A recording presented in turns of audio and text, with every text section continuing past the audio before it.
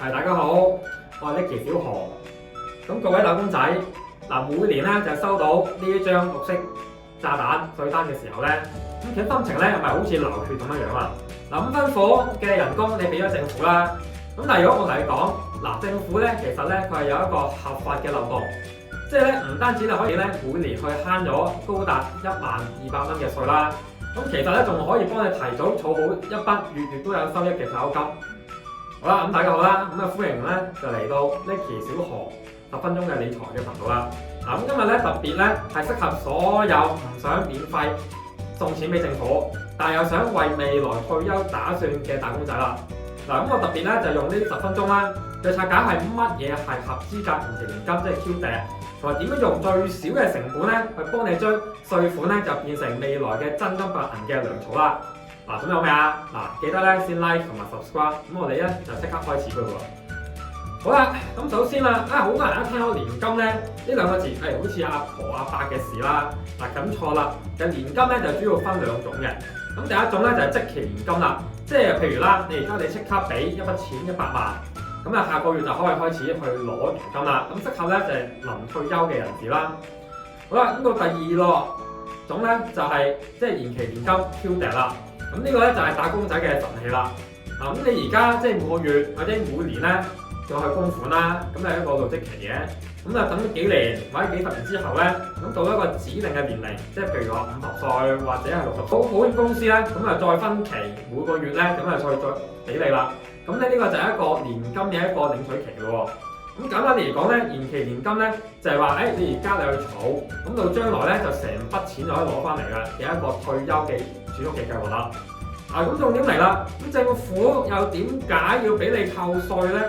就係好簡單，因為政府咧佢就係唔想即係你臨老就冇錢使，咁所以咧就推出呢個合資格延期年金 QDII。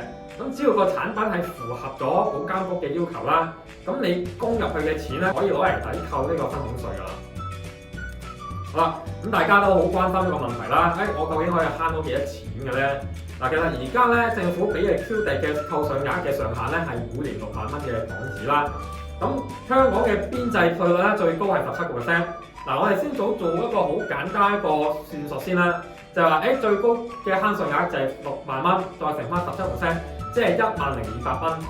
好啦，咁假設啦，如果你真係落入咗17%呢個高稅階啦，咁你一供嗰個6萬蚊，即係1年落嗰個延期年金度咧，咁報稅咧就填嘅時候咧，你可以直接就慳咗10200蚊嘅稅啦。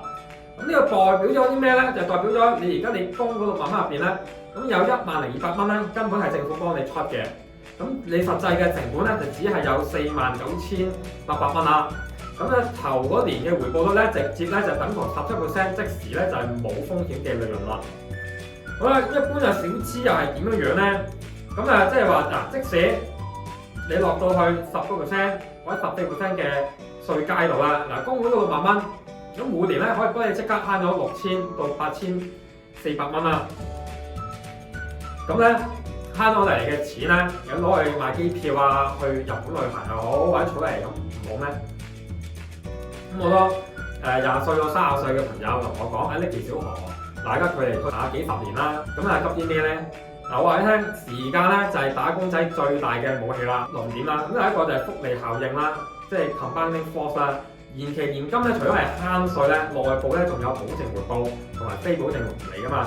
咁你預咗供，譬如你供5年10年，咁你由佢擺喺度滾存越長嘅時間，咁等到60歲攞嗰陣咧，咁每個月你攞嘅被動收入就會越多啦。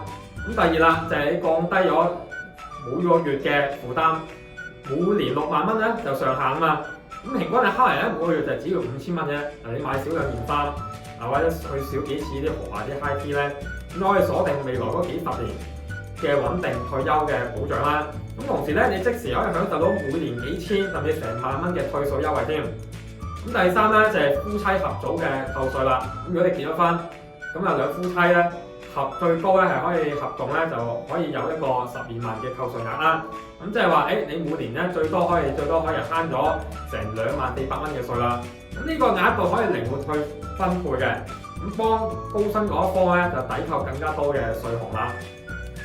好啦，當然啦，咁Nicky 小何做呢個理財頻道啊嘛，咁一定要提醒大家風險同埋細節。咁投保 QDII 之前咧，要注意呢3點嘅喎。咁第一個咧就係流動性嘅限制啦。咁年金咧係長期儲蓄嘅工具啊嘛，咁千祈咧唔可以攞嚟做緊急嘅一個去用噶。咁如果你中途你退保，可能咧你就會蝕咗個本金啦，甚至要加翻之前你慳落嘅稅添。嗱，第二啦就係要留意下非保證同埋非保證嘅回報啦。咁你揀產品嘅時候咧，就唔好一味嚟睇預期嘅總回報啦。咁要睇清楚個保證回報係佔幾多先。嗱，第三咧就係唔好為咗你慳稅而夾硬你要買要超過你嗰個負擔能力。咁要根據你自己嘅實際收入同埋稅階去安排，有量力而為嘅喎。